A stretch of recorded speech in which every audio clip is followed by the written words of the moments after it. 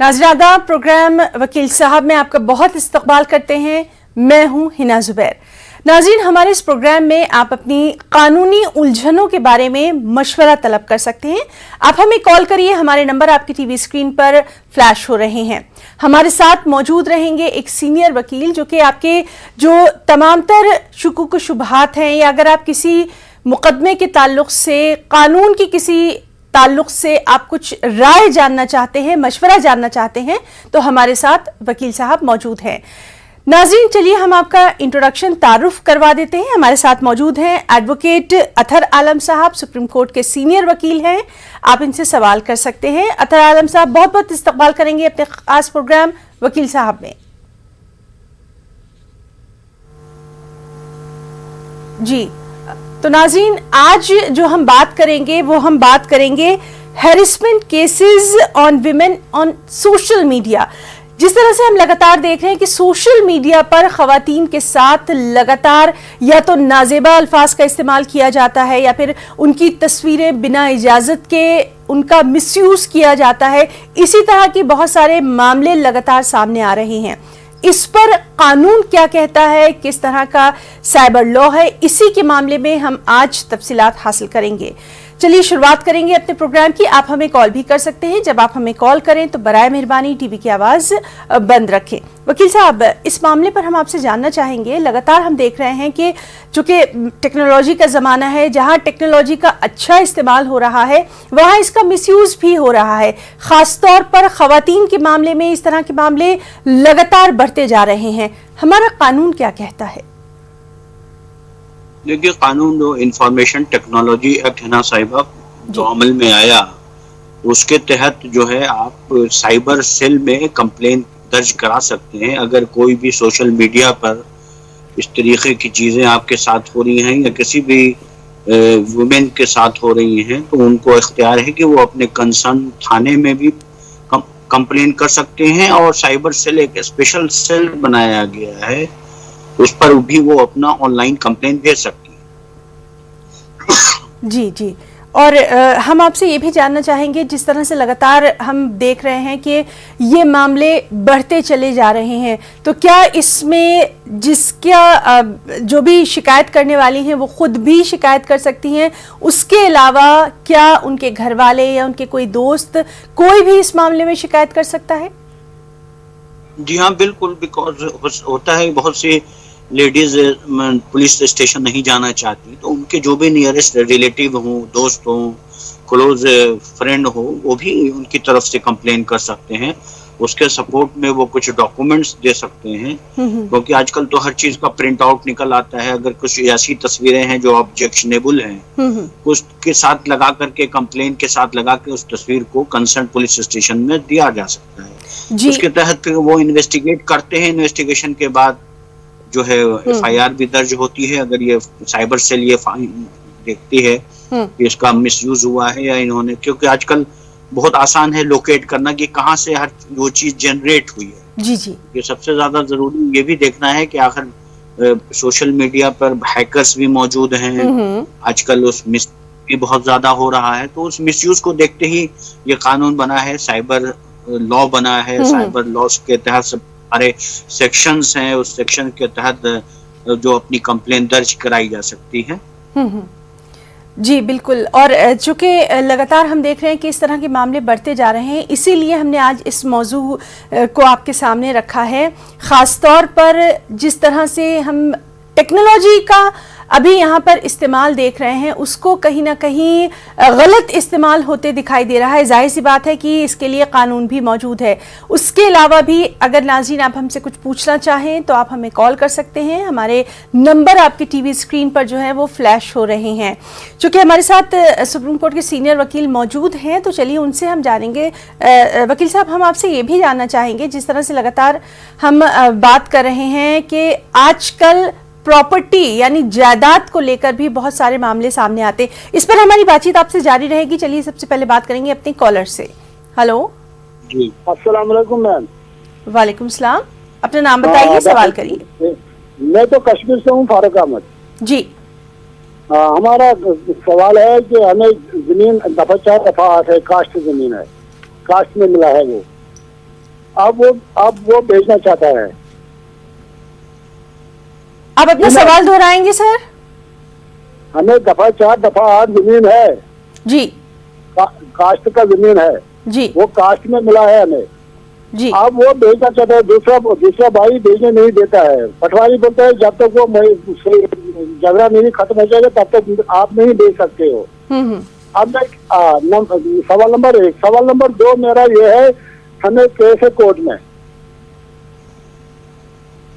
Hello जी जी हमें case है court में, 3 साल हो गया। उसको दूसरे को जो जिसने केस किया उसको लाना है रिकॉर्ड रूम का।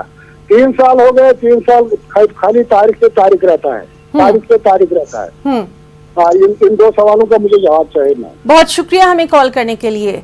Thank you ma'am. वकील साहब ये हमसे जानना चाह रहे हैं, पहला तो ये कि काश्त की ज़मीन के ताल्लुक से इन्होंने पूछा है, भाई इनके बेचने नहीं दे रहे हैं, ये बेचना चाहते हैं। और दूसरा कि इनका एक केस है 3 साल से कहीं ना कहीं वो इल्तिवा में पड़ा हुआ है, उसके लिए ये क्या करें? देखिए 2 चीजें हैं। अभी तो आपको मालूम है ना साहिबा कि 2 साल से कोरोना की वजह से जो प्रोसीडिंग है, खासकर सिविल प्रोसीडिंग हो या क्रिमिनल प्रोसीडिंग हो, उसमें बहुत ज़्यादा क्या कहेंगे प्रोग्रेस बहुत कम है और परेशान है, क्लाइंट भी परेशान है। और जाहिर सी बात है, तो मैं तो इनको मशवरा करूंगा कि बेहतर है कि भाई के साथ बैठ के एक फैमिली सेटलमेंट कर लें। बैठ करके उसको कोशिश करें कि बड़े बुजुर्ग इसमें इन्वॉल्व होकर के आपस में करके उसके बाद वो बेच सकते हैं अपना हिस्सा। क्योंकि मैं नहीं समझता कि जब कास्ट की जमीन है तो वो जब तक कोर्ट से डिसाइड होगी तो वो डिसाइड होने में वक्त बहुत ज्यादा लगेगा। तो बेहतर है कि ये बैठ करके किसी बड़े बुजुर्ग को इन्वॉल्व करके बैठ के फैमिली सेटलमेंट करके इस मामला को खत्म करें तो ज्यादा अच्छा रहेगा, इसलिए कोर्ट में वक्त बहुत जाया होगा इनका। जी, और एक जो इनका मामला है 3 साल से वो ज़ेर इल्तिवा है, उस वो आगे नहीं बढ़ पा रहा है। 3 साल से है तो उसमें अर्ली हियरिंग की एप्लीकेशन वकील साहब के थ्रू लगा सकते हैं। आजकल तो ऑनलाइन ईमेल के थ्रू आजकल अर्जेंट एप्लीकेशन लगती है और उसका रीजन बताया जा सकता है कि जल्दी क्या है। तो जल्दी आप ये बता सकते हैं कि 3 साल से ये मामला पेंडिंग है, इस पर कुछ प्रोग्रेस हो तो कंसर्न कोर्ट अगर अर्जेंसी समझेगी तो उस मैटर को ऑनलाइन वीडियो कॉन्फ्रेंसिंग के थ्रू सुन सकती है, आर्गुमेंट सुन सकती है, फिर अपना फैसला भी सुना सकती है अगर कोर्ट चाहे तो। जी वकील साहब, आपके साथ हमारी ये बातचीत जो है लगातार जारी रहेगी। नाज़रीन भी हमें कॉल कर सकते हैं। फिलहाल रुकना चाहेंगे एक छोटे से ब्रेक के लिए। तो ब्रेक के बाद प्रोग्राम वकील साहब में एक बार फिर से आप सभी का तहे दिल से इस्तकबाल करते हैं। नाज़रीन, हमारे साथ मौजूद हैं सुप्रीम कोर्ट के सीनियर वकील एडवोकेट अतहर आलम साहब। आप हमें कॉल भी कर सकते हैं। चलिए हम बात करने की कोशिश करेंगे अपने अगले कॉलर से। हेलो हेलो हेलो जी, अपना नाम बताइए और अपना सवाल कर सकते हैं।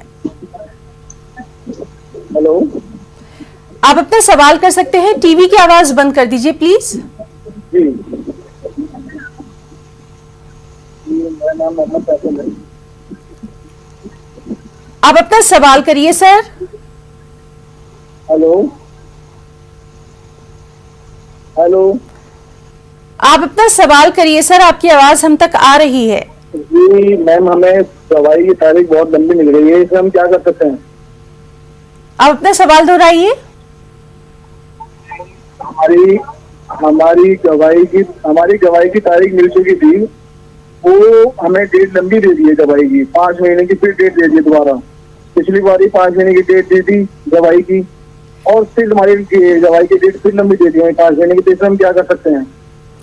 जी बहुत शुक्रिया हमें कॉल करने के लिए। नाज़रीन, हमारी बार बार आपसे दरख्वास्त है, जब आप हमें कॉल करें तो अपने टीवी की आवाज बिल्कुल बंद कर दें ताकि आपकी बात कम से कम वकील साहब तक पहुंच जाए। वकील साहब, गवाही की तारीख जो है वो दी गई थी, फिर 5 महीने की डेट इनको दे दी गई है, तो एक बार फिर से इसी तरह का सवाल आया है।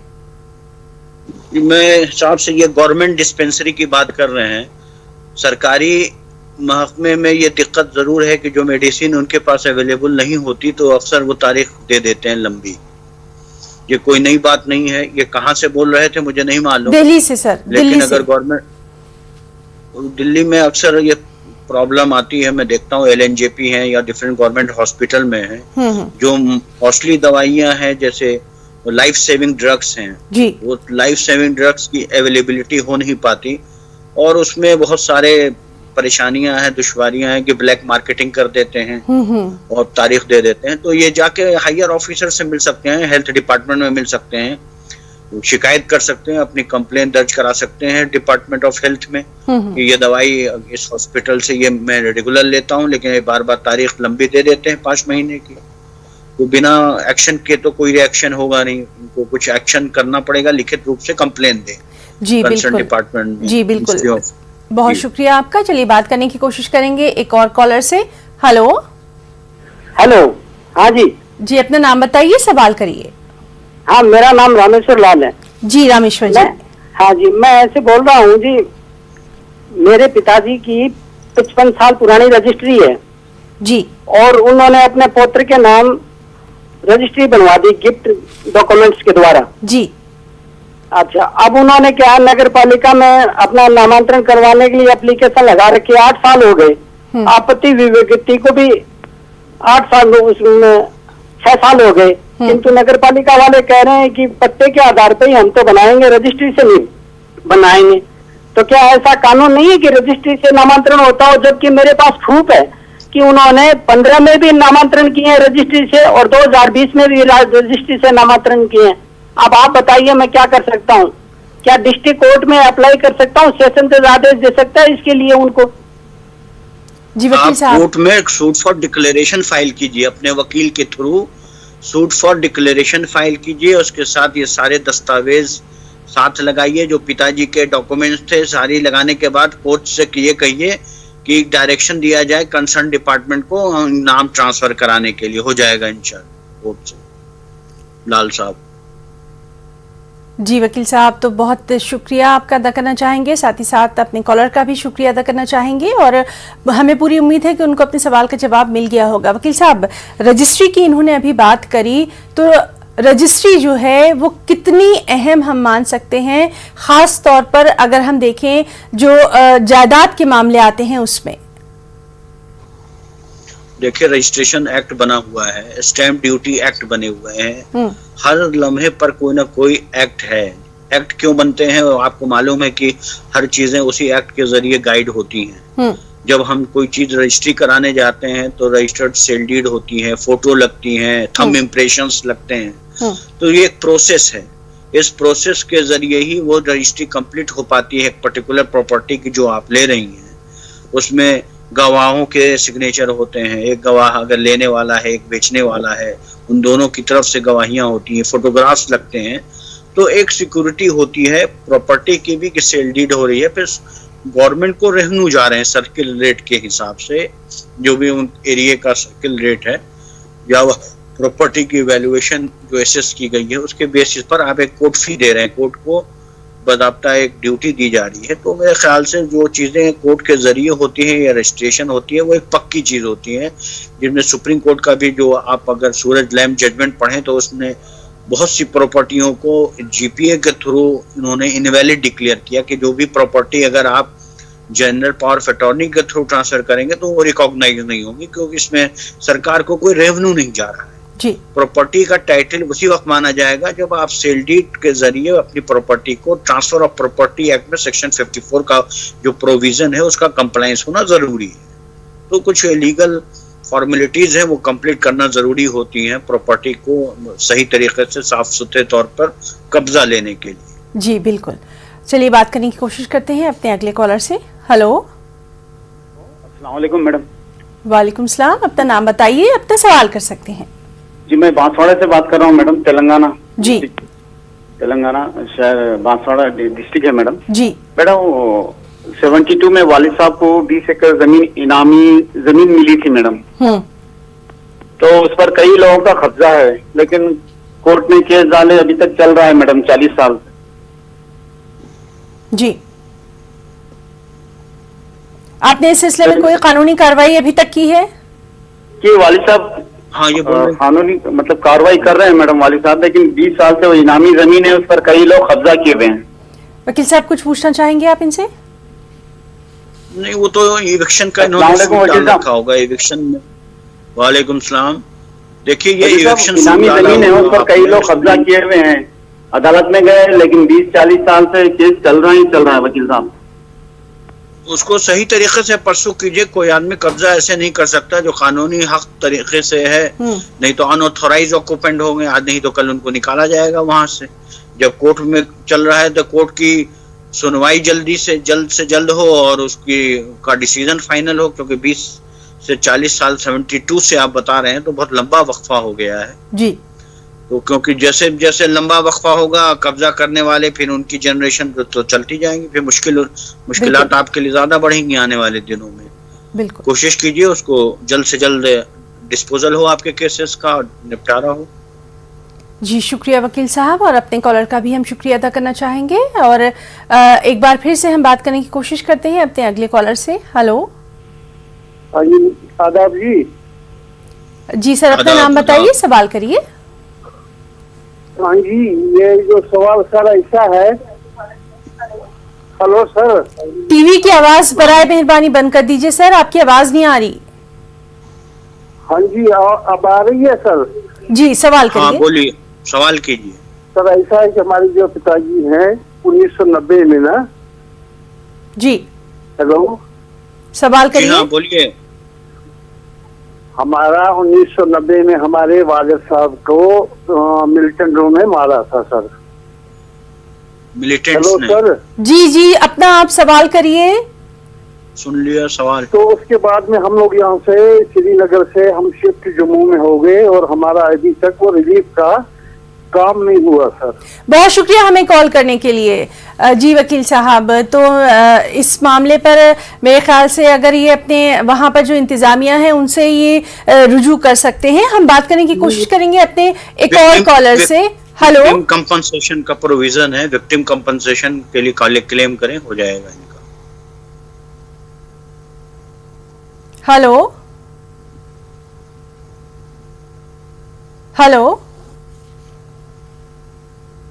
हेलो। तो नाज़रीन, लगातार हम बात करने की कोशिश कर रहे हैं। हमारे साथ मौजूद हैं वकील साहब, आपने सवाल कर सकते हैं। जब आप हमें सवाल करें बराए मेहरबानी टीवी का जो वॉल्यूम है, टीवी की आवाज़ बिल्कुल बंद करते हैं। आप बाद में अपना सवाल जो है या अपना प्रोग्राम आप हमारे मुख्तलिफ जो सोशल मीडिया के प्लेटफॉर्म है वहाँ पर देख सकते हैं, सुन सकते हैं।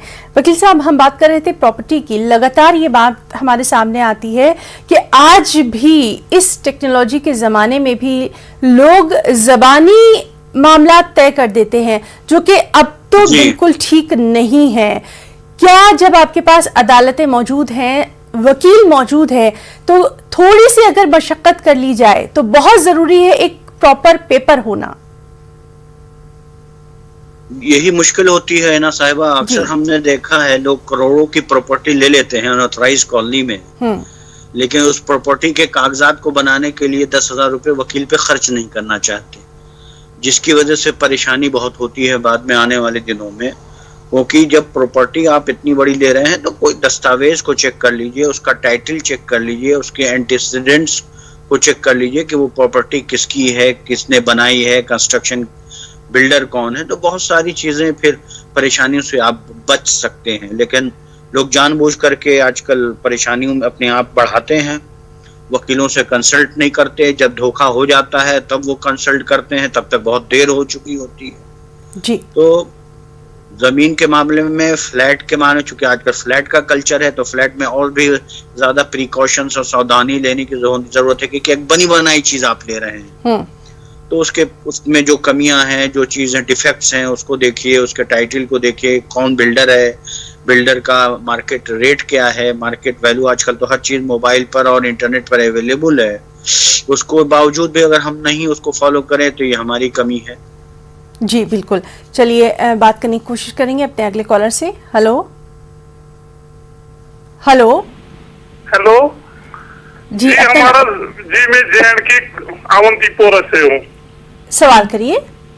सवाल हमारा ये है कि हमारे पास जमीन था, वो 1994 में आर्मी ने ले लिया जी। तो हम उसका किराया लगातार रह रहे थे जी। मगर 2017-18 में यहाँ के तहसीलदार ने कहा वो का वो शेमला था, सेक्शन 5 कह रहा था कि उसका किराया अब नहीं मिलेगा, ये हस्ब रसद है, हस्ब रसद मिलेगा। हमारा किराया इन्होंने रोक दिया, इसीलिए हम लीगल इंफॉर्मेशन चाहते थे।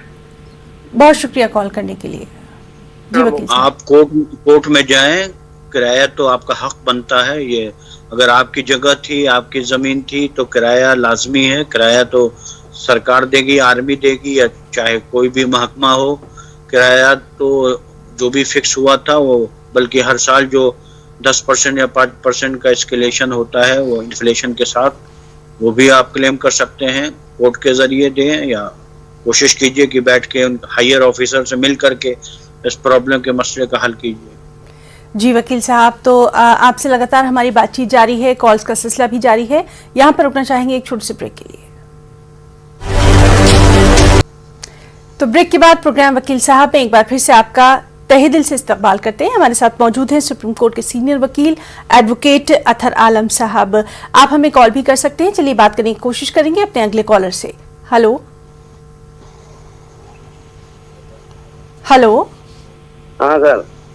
अपना नाम बताइए और सवाल करिए सर। अरे लड़की का मुकदमा चल रहा है हमारे का। जी। अच्छा, हम शादी करना चाहते हैं, मुकदमा 2 साल होगी, लॉकडाउन लगा हुआ। जी। अब इसमें शादी हम कर ले तो क्या मुकदमा कुछ ढील हो जाएगी, क्या हो जाए? जी हाँ, बिल्कुल ढील हो तो जाएगी। करना चाहते हैं शादी, दूसरी मतलब उसने छोड़ दिया, मुकदमा चल गया, उसने तलाक तो दे दी। किसने? लड़के ने तलाक दे दी तो है। इसमें क्या होना चाहिए, मुकदमा को ढील हो जाएगी? सर क्या लड़के ने तलाक दे दी है? हाँ, तलाक उसने दे दी। तो फिर मुकदमा जो है वो किस तरह का दायर किया गया है आपकी तरफ से? डोमेस्टिक वायलेंस में किया है, मेंटेनेंस का किया है, आगे चले तारीख पड़े तो कुछ होगा? सर आपसे जानना शादी कर लेंगी तो कुछ नहीं होगा, फिर मेंटेनेंस भी नहीं मिलेगी। कानूनी तौर पे जब लड़की की शादी दूसरी हो जाएगी तो मेंटेनेंस की हकदार नहीं रहेंगी वो। बेहतर है कि फाइनल बैठ के सेटल कर लें, वो ज्यादा अच्छा है। कोर्ट कचहरी से दूसरी शादी करके अपने जिंदगी को आगे बढ़ाएं, मामला को खत्म कीजिए कोर्ट से। शादी करने के बाद मुश्किल हो जाएगी, फिर कोई चीज आप कोर्ट से ले नहीं सकते।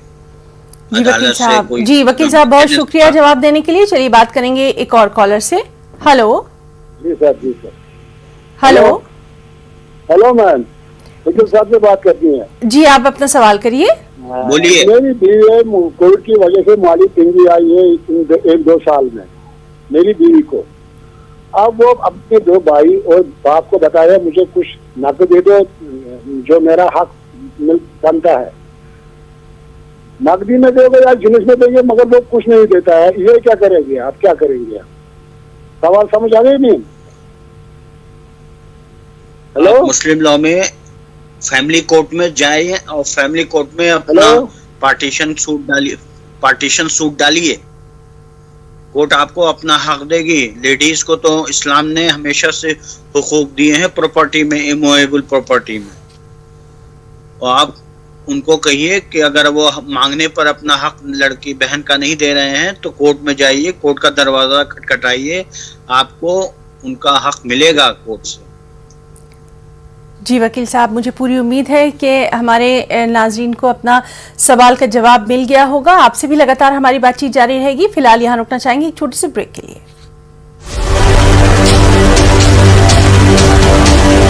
तो ब्रेक के बाद प्रोग्राम वकील साहब में एक बार फिर से आप सभी का तहे दिल से इस्तकबाल करेंगे। हमारे साथ मौजूद हैं सुप्रीम कोर्ट के सीनियर वकील एडवोकेट अतहर आलम साहब। और चलिए बात करने की कोशिश करते हैं अपने अगली कॉलर से। हेलो। जी मैम। जी आप अपना नाम बताइए, सवाल कर सकती हैं। कहाँ से कॉल किया ये भी बताइए। मेरा नाम शमीमा है, मैं दिल्ली से बोल रही हूँ। जी जी। हेलो। आप अपना सवाल करिए, वकील साहब तक आपकी आवाज आ रही है। जी वकील साहब अस्सलाम वालेकुम। वालेकुम। जी बोलिए। जी वकील साहब, हमारे ऊपर झूठा इल्जाम लगाया गया है हमारे ससुराल वालों पर। मेरे हस्बैंड देवर जेठों पर कि जेठ को मर्डर किया है। अब उसकी डेट लगी हुई थी तो जज साहब इतनी लंबी डेट दे देते हैं।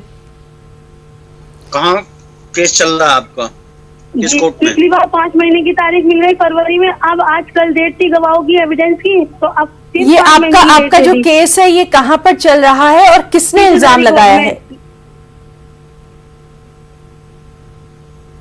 किस कोर्ट में चल रहा है आपका कार्ड? दिल्ली बहुत 30 बड़ा है। हजारी कोर्ट, किस 30 हजारी कोर्ट में। 30,000 कोर्ट में? देखिए अभी तो आपको मालूम है कोरोना चल रहा है। कोरोना पीरियड में केसेस सिर्फ अर्जेंट नेचर के लिए जा रहे हैं। बेल एप्लीकेशन हो या स्टे एप्लीकेशन हो, जो रेगुलर केसेस हैं उनमें सिर्फ तारीख मिल रही है। 24 जुलाई से हाई कोर्ट का कोई इंस्ट्रक्शन आएगा तभी कुछ आगे की कार्रवाई होगी।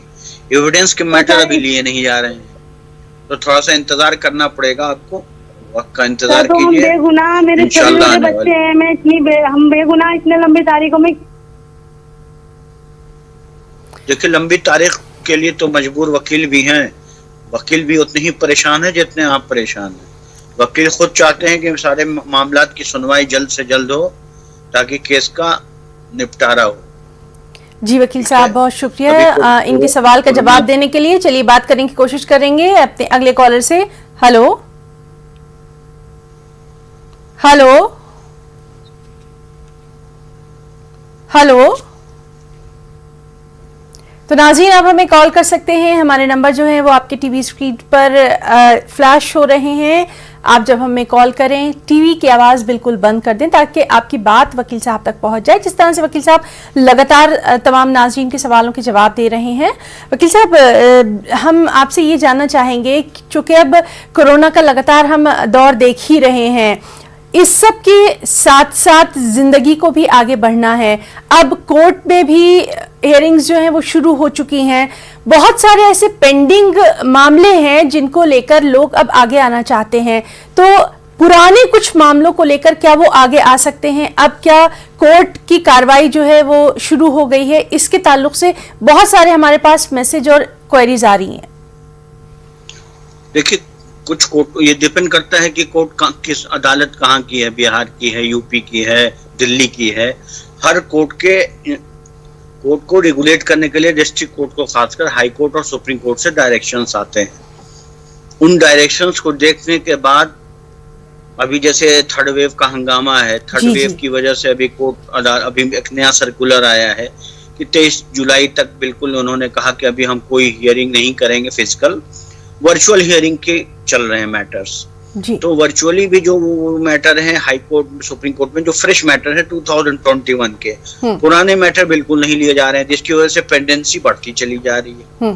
तो प्रैक्टिकल डिफिकल्टीज तो बहुत हैं। कोर्ट भी, अदालत भी डरी हुई है कि इस बार जजेस की भी डेथ हुई है, स्टाफ में से भी कई लोगों का काफी नुकसान हुआ है।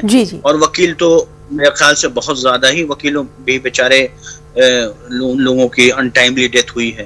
तो देखिए ट्रॉमा में तो हर कोई है जी। मेंटल ट्रॉमा और शॉक में अभी तक लोग उबर नहीं पाए हैं। और अभी थर्ड वेव का हंगामा जो चल रहा है, देखिए केसेस फाइल तो हो रहे हैं लेकिन टेकअप, हियरिंग के लिए टेकअप नहीं हो रहे हैं, सिर्फ बेल के लिए है। वो भी बहुत अर्जेंट मैटर है। अगर किसी को फोर्सफुल डिस्पोजिशन का खतरा है तो वो स्टे के लिए जा सकते हैं और अर्जेंट एप्लीकेशन की बेल एप्लीकेशन लगा सकते हैं। उसके अलावा कोई रेगुलर मैटर्स टेकअप नहीं हो रहे हैं कोर्ट में, चाहे वो दिल्ली की अदालत हो या मुख्तलिफ जगहों की अदालत हो। ये दुश्वारी वकील को भी फेस करना पड़ रहा है और इंतजामिया चाहते हुए भी लॉकडाउन नहीं हटा पा रही है अदालतों में खासकर। जी बिल्कुल, डर है लोगों में अभी भी। जी तो लगातार चूंकि हमारे पास ये सवाल आ रहे थे इसलिए हमने आपसे ये बात जानना चाही थी। चलिए बात करेंगे अपने एक और कॉलर से। हेलो हेलो हेलो जी, अपना नाम बताइए, सवाल करिए।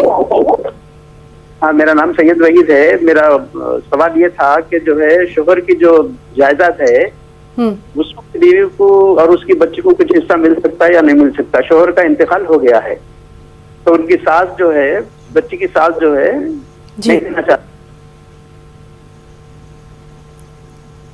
जी वकील साहब, सास जो है वो प्रॉपर्टी नहीं देना चाहती। जी नहीं, उनके देने से नहीं होगा। जो इस्लामिक तरीका है, इस्लामिक शरीयत के हिसाब से लॉ ऑफ इनहेरिटेंस है। देखिए बहुत टेक्निकलिटीज है उसमें, वो अब देखना पड़ेगा कि उसमें कितने शेयर जा सकते हैं।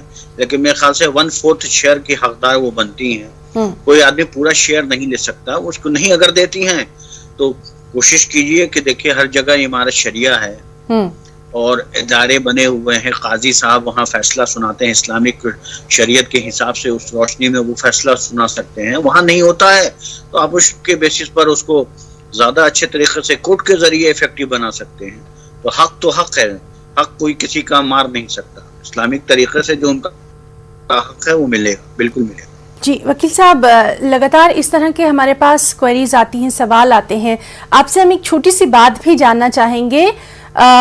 हम आपसे ये अपनी बातचीत जारी रखेंगे, इससे पहले हम बात करते हैं अपने एक और कॉलर से। हेलो जी मैम, असल में मेरी बात थोड़ी अधूरी रह गई थी, एक सवाल और पूछना है आपसे वकील साहब से। जी पूछिए। जी वकील साहब, असल में हमारी एविडेंस की डेट भी दे रखी है और उसमें ना भी वो दूसरी पार्टी कॉम्प्रोमाइज के लिए भी आ चुकी है हमारे घर पर। देखिए, अगर कॉम्प्रोमाइज किया जा रही है तो मैं समझता हूँ इससे बेहतर अच्छी बात नहीं होगी। आप मीडिएशन के थ्रू कॉम्प्रोमाइज कर लीजिए तो इन झंझटों से, परेशानियों से दूर हो जाएंगे। देखिए, जो चीज घटना हुई आपके साथ, जो हुआ या झूठे तरीके से फंसाया गया, वो सारी मैटर ऑफ एविडेंस है। कानूनी तरीके से वक्त लगता है। मेरे हिसाब से अगर दूसरी पार्टी समझौते के लिए आ रही है तो समझौते को आप मंजूर कीजिए और कॉम्प्रोमाइज करके एक पीसफुल लाइफ, अपनी जिंदगी गुजारिए, पीसफुल जिंदगी गुजारिए। कि कोर्ट कचहरी से जितना दूर रहिए उतना बेहतर है।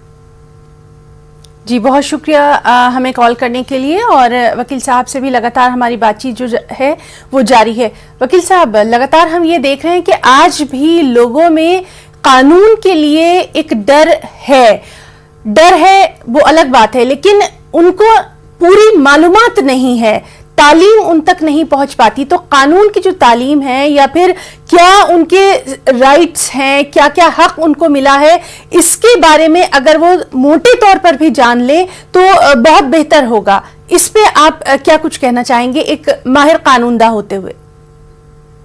देखिए हिना साहिबा, हम अपने तौर पे, हर वकील अगर अपने इंडिविजुअल तौर पे लीगल अवेयरनेस कैंप लगाए, जिसको लीगल एड क्लिनिक कहते हैं, और सरकारी, आप देखिए नेशनल लीगल सर्विस अथॉरिटी का जो क़याम हुआ, Delhi state legal service authority का क़याम हुआ, जो लीगल अथॉरिटी एक्ट 1987 अमल में आया, इसकी बुनियाद जो डाली गई, उसके बाद आजकल हर जगह, हर मुल्क में, हर स्टेट में, district wise, state wise legal services free provide किए जाते हैं।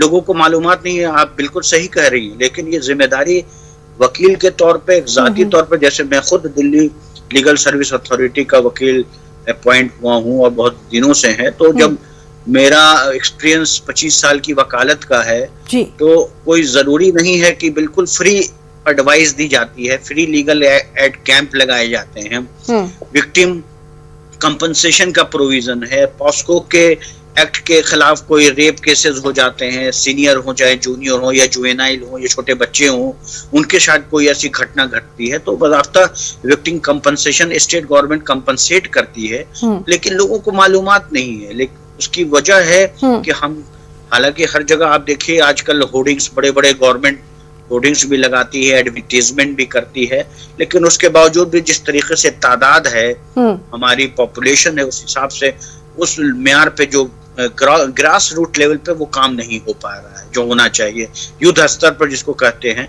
लेकिन अभी धीरे धीरे इंशाल्लाह मालूमात हो रही है। मैं समझता हूँ कि आने वाले दिनों में लोगों को प्रोपेगेट करना चाहिए, उसकी वजूहात भी, इसके रीजंस भी, इसके बेनिफिट भी, और लीगल सर्विस अथॉरिटी के ऑब्जेक्टिव्स को भी बताना चाहिए। जी, और हमारा ये खुसूसी प्रोग्राम वकील साहब भी न्यूज़ 18 उर्दू की तरफ से इसी तरह की एक कोशिश है जिसमें हम अपने तमाम नाजरीन तक कानून की जो बातें हैं, कानून की जो पेचीदगियां हैं, उनको आसान अल्फाज में पहुंचाने की कोशिश करते हैं। लगातार हमारे साथ वकील साहब जो हैं वो मौजूद रहते हैं, आपकी कॉल्स हमें मिलती हैं, और इसी तरह से इस प्रोग्राम के सिलसिले को आगे भी जारी रखेंगे। आज के लिए एडवोकेट अतहर आलम साहब, हम आपका बहुत बहुत शुक्रिया अदा करना चाहेंगे। आपने अपने कीमती वक्त में इतना कीमती वक्त हमारे नाज़रीन के लिए निकाला। तो नाज़रीन, न्यूज़ 18 उर्दू के तमाम टीम की तरफ से फिलहाल इतना ही। आदाब।